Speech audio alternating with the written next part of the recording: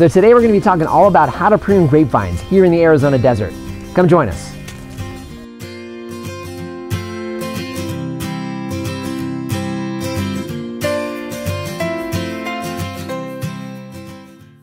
Hi everyone, this is Dwayne with Edge of Nowhere Farm, and we're coming to you today with the first in a three-part series on pruning. So where we're going to start is we're going to start with our grapevines, which is right behind me here. But I want to talk a little bit about why we do it and what's going on. So first things first, why do we do it? Pruning. Pruning is extremely critical for your fruit trees. Fruit trees will grow like crazy if you treat them well. So got a lot of videos that we've posted already on how we take care of our trees, from planting to fertilizing, etc. So this is kind of the last step in the process. Once the fruiting is done, deciduous trees like this lose their leaves, kinda. We'll link a video to how you actually make sure that the leaves are gone. We particularly are more concerned about that with our standard fruit trees as opposed to our vines, but once they drop their leaves, they're done with that year's life cycle essentially, and it's time during that downtime, so during that dormant time, to come through and start getting some pruning done. So that pruning actually helps to cause the tree to spur on growth. So it adds additional growth.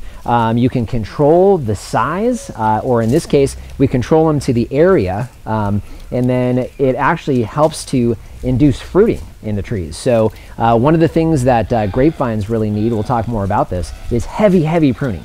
So they need to be pruned way back because they need to support these long vines every year, and then of course the production of the fruit. So pruning will help do that.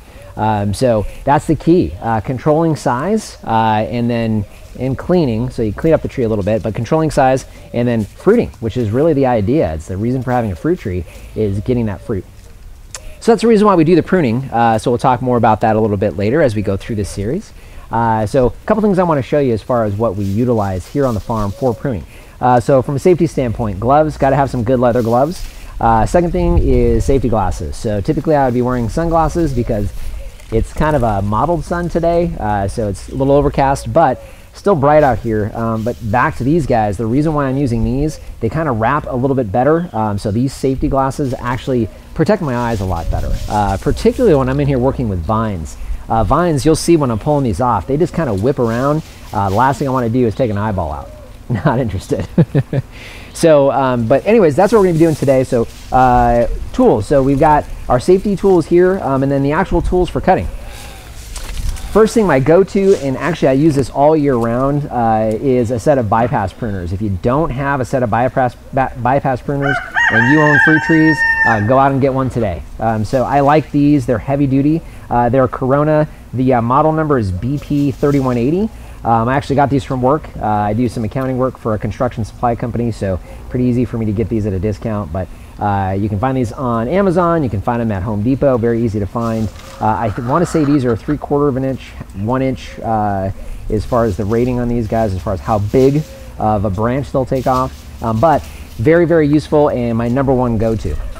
Second thing would be a pair of loppers. So this lopper I actually got from Home Depot. It actually can cut up to 1 3/4 of an inch branch, so very easy. I like the way these are designed because it's pretty easy to cut branches that are fairly larger. So if I can't get to them with the bypass pruners, I go to my loppers. So the next thing, I've got a little fan club behind us, digging around in the garden area. Our chickens are back there in the background, so they're photobombing. Thanks, guys. So I digress.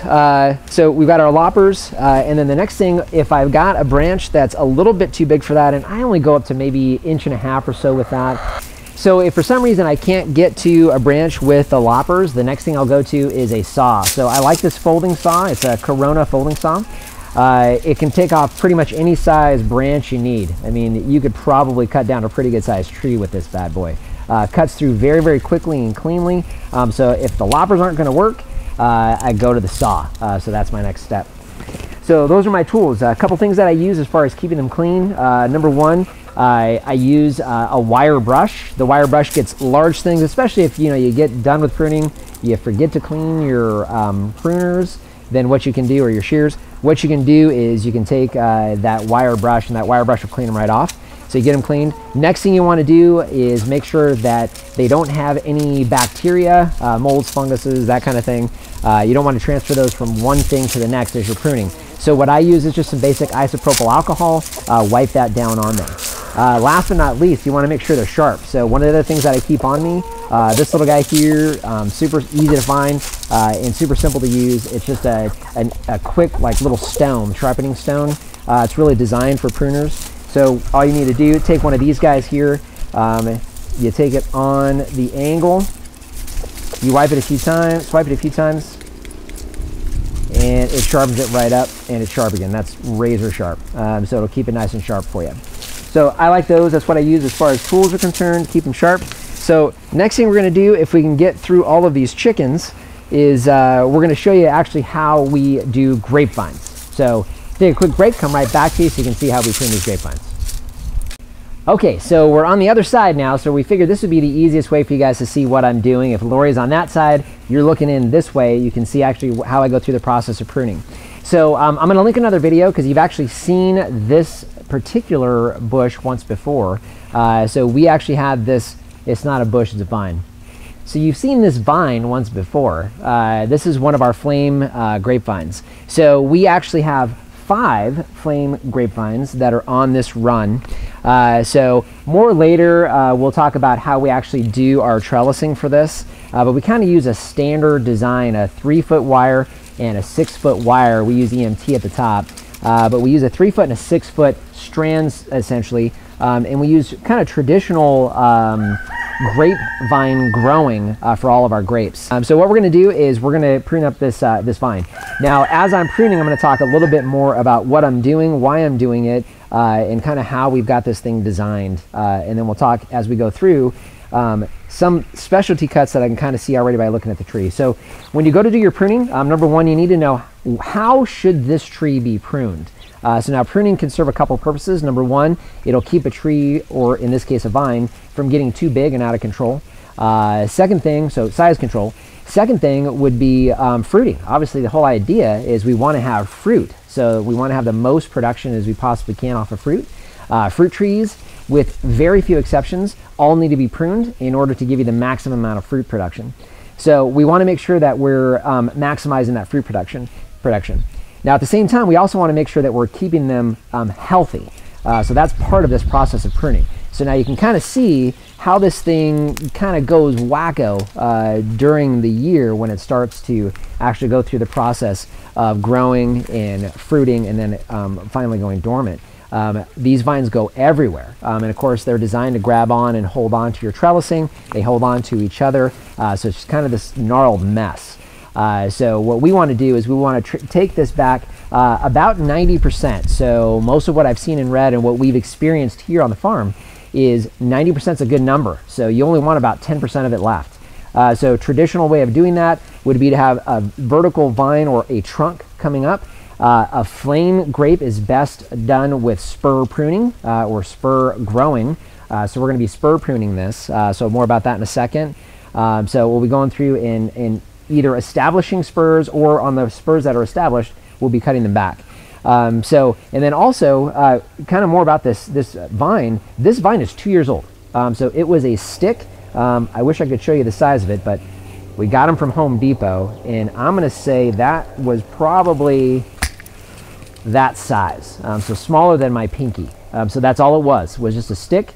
It was bare root, and we put it in the ground 2 years ago. So it was in January of 2016 that we put these in the ground. That's how big this was. In 2 years, we now have this. So last year, we took the growth from just that single nub up to the 3-foot wire, and it grew enough that we were able to actually establish a couple of good arms. So we had an arm that goes out this way, arm that goes out the other way, and then we have spurs that come up. We'll show you more of that in a sec. But even just looking at the tree now, so I have an idea of some spurs that maybe didn't do so well. So we're going to want to have some new spurs come up. And then also what I thought was going to be an arm kind of dwindled down and fizzled out here, but I got a good strong arm that comes up here. So what I'm going to do is I'm going to take this arm, I'm going to lay it down on the wire, and actually use this arm here to establish the rest of the completion, I should say, of this arm on this side. So with that, let's go ahead and get to pruning. So what I do first is I like to take and be able to see my tree a little bit better. I don't need to do this, but I'm gonna take a few off here that are gonna let me see a little better.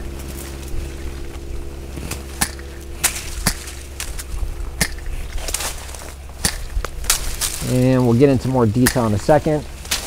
I know that I'm not gonna need this big piece here. Let's see, that's gonna work.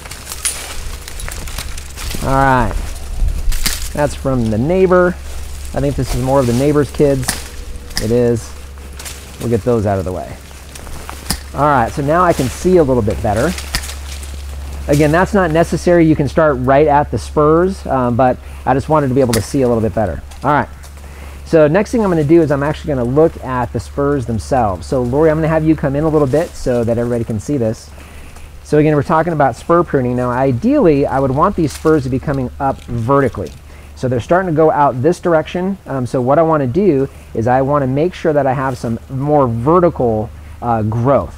So we're spur pruning. This is my spur, so I'm just going to use this one as an example. So on this spur, I want to direct my growth up, because what happens is I'm going to get growth from one of these buds that's going to allow new vines to come up, which I can attach to my 6-foot, in this case, not a wire, it's an ENT. So what I'm looking for is I'm looking for buds, and I'm going to use this guy here because he's nice and strong. Oh, one other thing, if you do some research on what you want to keep versus not, this guy here, typically I would probably want to keep over this one. However, this one's at least a pencil in diameter, and pencil diameter is what you're looking for. Typically, that's going to be a viable branch into the following year. Also, you're going to get all of your fruiting is going to come on that new growth off of 1-year-old wood. So I got this 1-year-old wood here. I'm going to get new growth off of these buds here, and that's where my fruiting is going to be. So what I want to do is I want to keep 2 buds. I've got a bud that's down here at the bottom, right beneath my finger, and I've got a bud that's right here. So what I'm going to do is I'm going to take that right off there. So that's going to be the spur that I'm going to keep. This guy here is going to go away. So that's it. So I'm going to keep that right here. That's going to be one of my spurs that's going to continue to grow and give me fruit hopefully next year. So what I'm going to do is I'm going to go back down the tree. Now this is still a pretty new tree or vine. So what I want to do, instead of giving the traditional spacing in here, I'm going to make sure that he's going to still continue to provide for me, because typically what I would do is lose this spur completely, which I may come back and do when I do some of my detail work. But essentially that's a spur, so that's what I'm going to keep.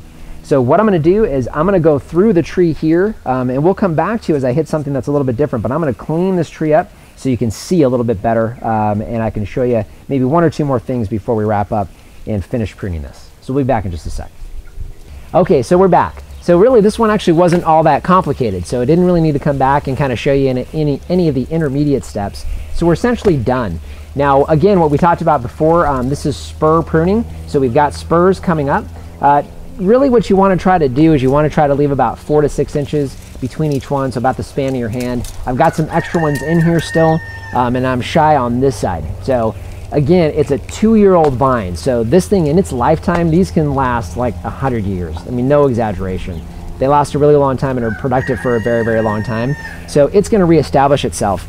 At this end, as I was going through here, there were no spurs coming in through here. However, there's still some buds in here, which we'll get additional growth from. So it may not get much in the way of production on this side of the vine this year, but this side is going to produce really, really well. So I've got multiple spurs here, which will come back and probably thin next year, but a lot of production on this side. On this side, I actually had to lose the branch that was going all the way to the end. He was really kind of dry, looked pretty much dead. These all look really nice and alive. So I lost that completely. So what we're hoping for here is just that this will, and really it will, we'll get some growth out of something on this side. So I can see there's a few buds down over here that'll continue down this way, and we'll be able to reestablish the rest of that arm so we don't lose any production on this. So this is the kind of the finished product.